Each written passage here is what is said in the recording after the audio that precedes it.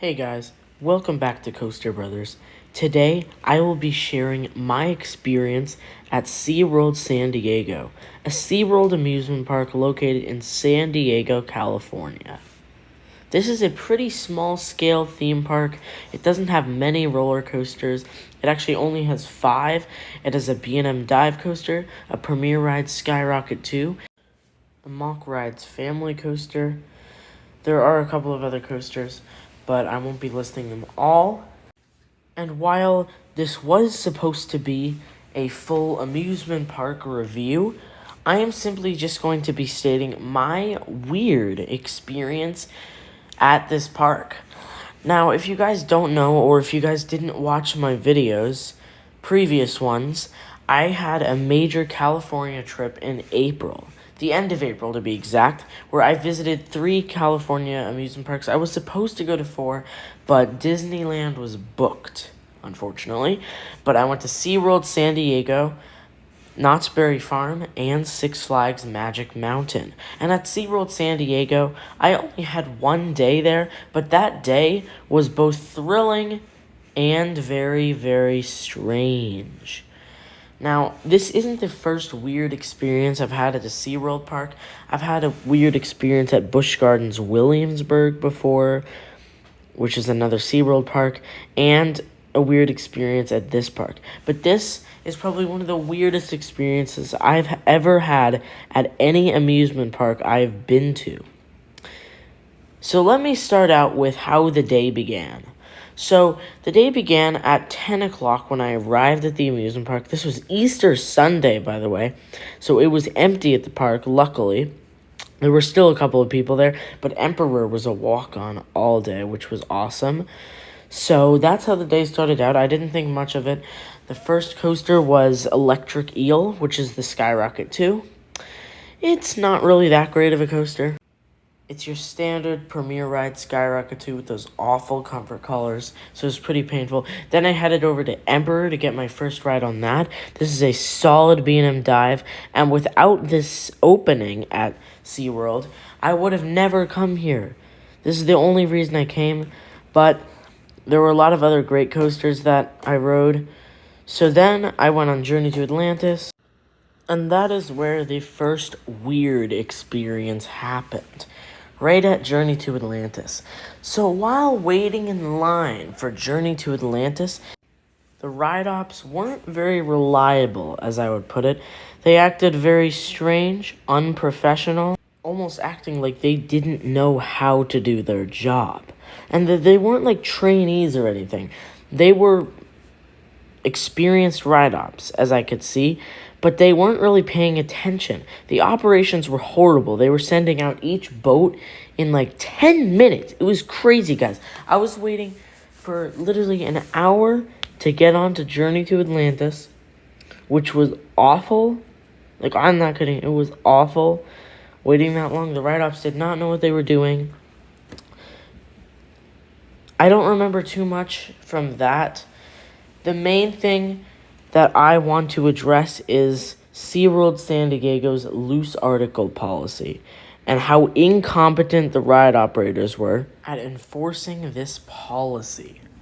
I saw the strangest thing ever, a GP holding an ice cream cone on Manta in the station. Right after it dispatched, I saw the train leave the station and they were still holding onto the ice cream cone, eating it.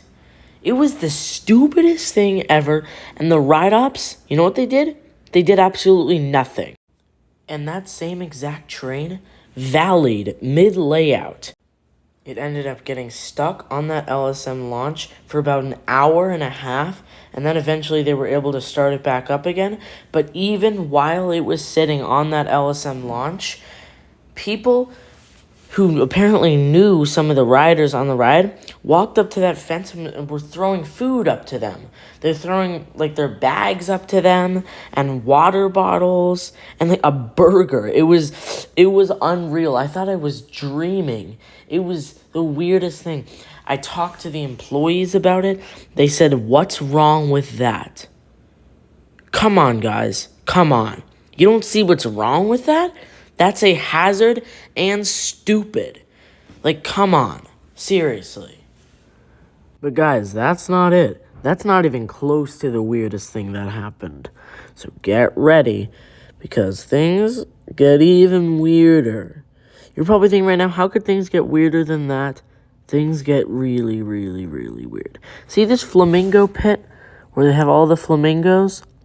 This teenager, who was like 16, tried to climb into the flamingo pit. So he climbed into the flamingo pit. I didn't get any of this footage, though. I didn't get any footage of it, but he climbed into the flamingo pit and started taking pictures with the flamingos. But guys, the flamingos didn't like it. The flamingos started like hissing at him and trying to attack him. So he was running around the entire like pen area where all the flamingos were, and then he climbed out and ran away. So, for starters, guys, don't do this. Like, if you're not an enthusiast, I mean, sure, I know some enthusiasts might do that, but seriously, guys, there's a fence there for a reason. You're not supposed to go into the damn flamingo pit. Like, come on, what is with you guys? Like, anyone who does this, guys, like, anyone who actually does this, you guys are stupid. Because this is a hazard and a risk to those around you and yourself.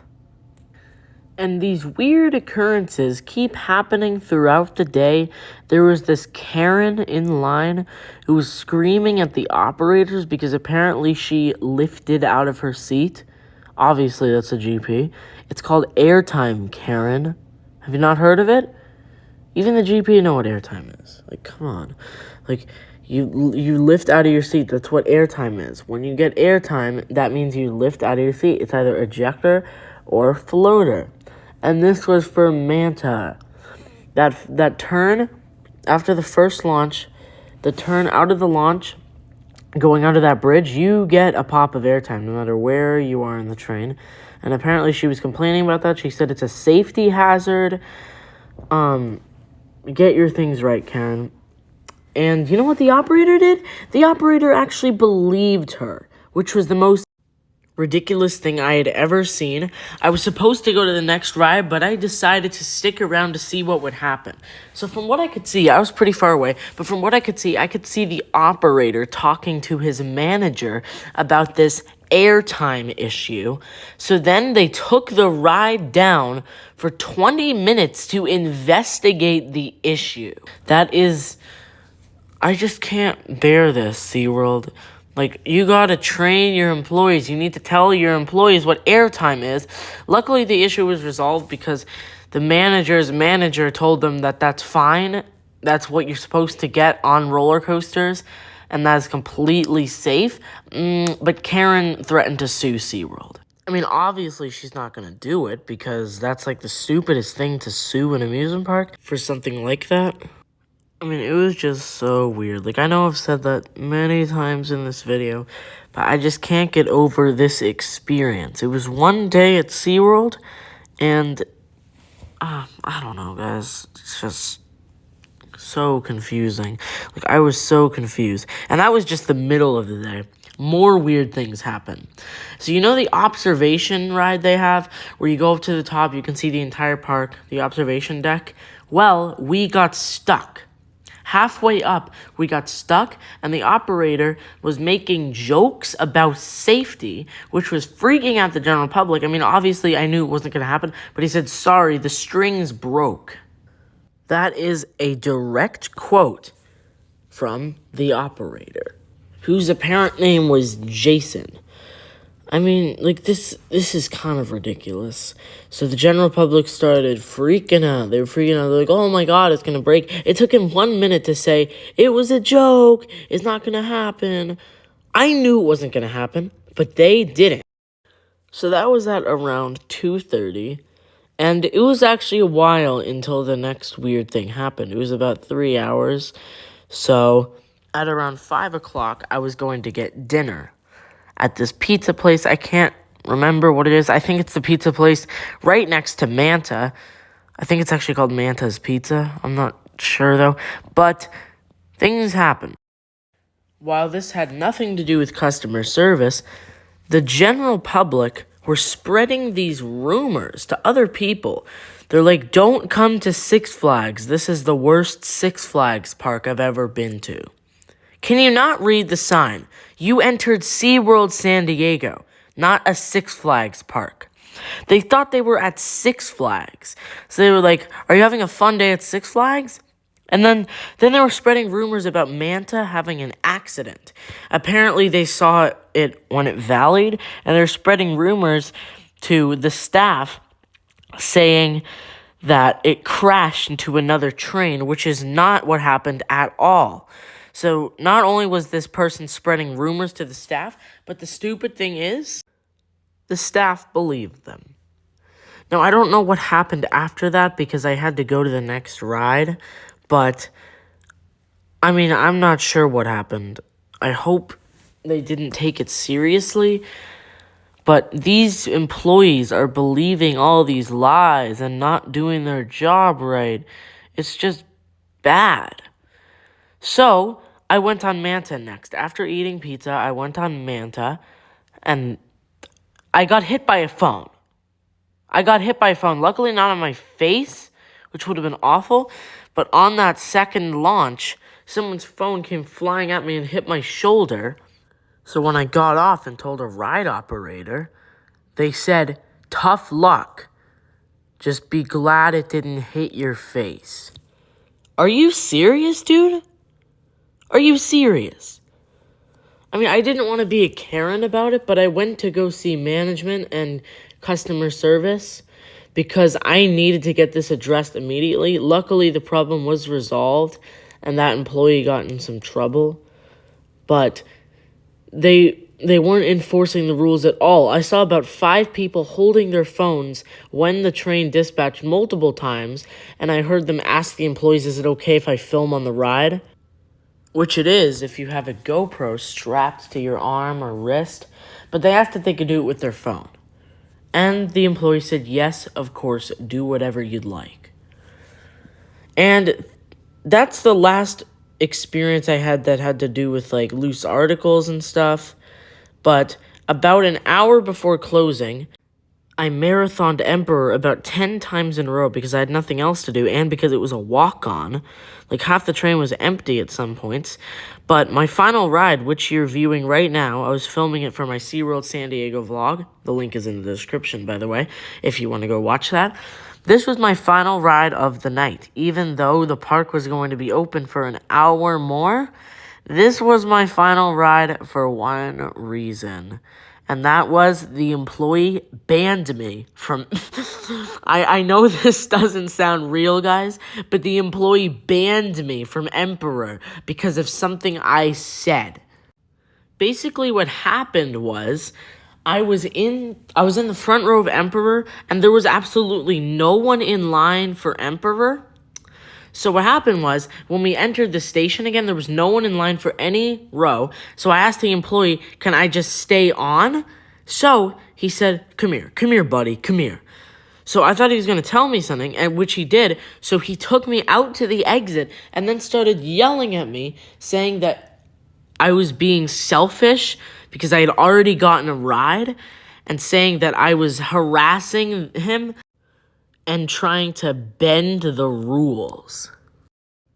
So he gave me this card saying that I was banned from Emperor for the rest of the month. So he said if I try to come back later on in the month, which there wasn't really that many weeks left in the month, there were only 2. He said if I try to come back, I won't be able to ride Emperor then. And keep in mind that this is all because I asked if I could stay on because no one was in line to get on the ride. Which was probably the weirdest, stupidest, most angering thing that has ever happened to me at an amusement park. And while this was my only day at SeaWorld San Diego, and I wasn't planning to come back for the rest of the month, or even for the rest of the year, I was still really pissed off at this customer service. And if you're wondering, this problem was not resolved. I didn't even want to take the time to try and resolve it because of all the bad things that were already happening. So I decided to just keep my cool and focus on the other 2 parks I went to, which I had amazing experiences at.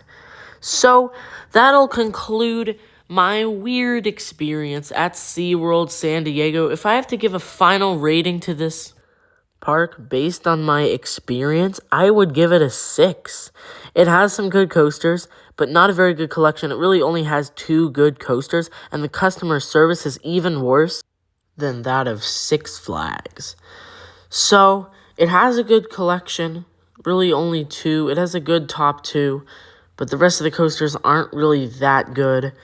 And I had a mediocre experience. I tried to focus on the highlights of the day, like many rides on Emperor and Manta, even though I got hit by a phone and got banned from Emperor. So I hope you enjoyed this short little quote-unquote review of SeaWorld San Diego. Make sure to subscribe to the channel, turn on those notifications, and I will see you guys on the thrill side of life.